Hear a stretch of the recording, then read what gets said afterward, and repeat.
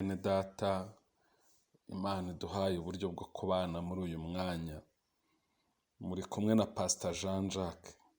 Tugiye gusangira ijambo ry'Imana dusoma hariya mu gitabo cyo Kuva ibice 3 umurongo wa 7 kugeza ku wa 10. Uwiteka aramubwira ati nukuri mbonye kubabara k'ubwoko bwanjye buri mu Egiputa, numvise gutaka batakishwa n'ababakoresha uburetwa kuko nzi imibabaro yabo. Kandi manuwe no kubakiza mbakure mu maboko y'Abanyegiputa, mbakure muri icyo gihugu, mbajyane mu gihugu cyiza kigari cy'amata n'ubuki, gituwemo n'Abanyakanani, n'Abaheti, n'Abamori, n'Abaferizi, n'Abahivi, n'Abayebusi. Nuko dore gutaka kw'Abisirayeli kwangezeho, kandi nabonye agahato Abanyegiputa babahata. Nuko none ngwino ngutume kuri Farawo, ukure muri Egiputa ubwoko bwanjye bwa Isirayeli. Amen. Imana ishaka ko dutegereza mu gihe cyo gusenga kubwo kuturinda. Imana yateguriye buri kintu igihe cyacyo mu buzima bwawe. Rimwe na rimwe kugendera mu nzira z'Imana mu buzima bwacu biratugora, tukamera nk'umwana uririra ko bamuha urwembe ngo akate ibintu. Nta mubyeyi wakwishimira kurumuha nubwo yarira cyane, ahubwo yarubika kure aho atagera kugira ngo amurinde ibibazo. Imana ifite imbaraga zo gusubiza buri sengesho ryacu, ariko nanone ntabwo yagendera ku buryo twebwe tubyumva. Twibuke ko Imana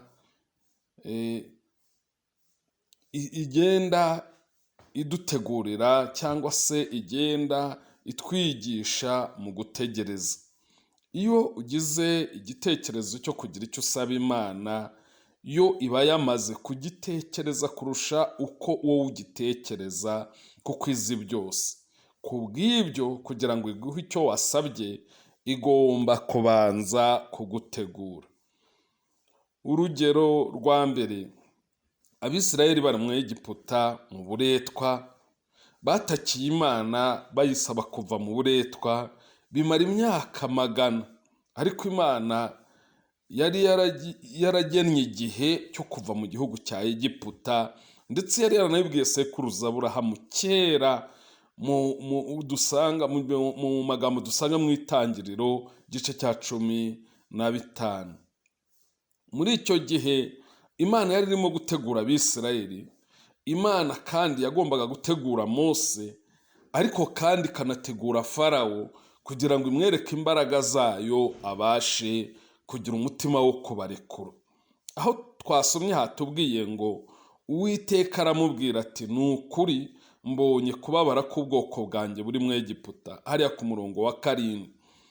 Iyo ubabazwa ugasenga, Imana iba yabibonye kare. Ntabwo Imana iba yananiwe kubibona cyangwa se ngo ibyirengagize.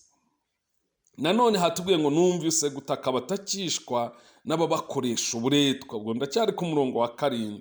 Imana burya iba yanakumvise, igakomeza ivuga ngo kuko nzi imibabaro yabo. Ibyawe Imana irabizi, n'umubabaro wawe irawuzi neza. Ku murongo wa 9 kugera ku wa 10 aravuga ngo nuko dore gutaka kw'Abisirayeli kwangezeho, kandi nabonye agahato Abanyegiputa babahata. Nuko none ngwino ngutume kuri Farawo, ukure muri Egiputa ubwoko bwanjye bw'Abisirayeli. Gusenga kwawe kwageze ku Mana, kandi n'agahato kawe Imana yarakabonye. Imibabaro unyuramo Imana irabizi, kandi igihe cyayo kirageze ngo ikurengere. Urundi rugero nanone twabona ni urugero rwa Dawidi. Dawidi yasutsweho amavuta yo kuba umwami wa Isirayeli afite mu myaka 16. Uzi ko nyuma y'agahe gato amaze gusukwaho amavuta ariho yahuye n'ibikomeye biremereye mu buzima bwe.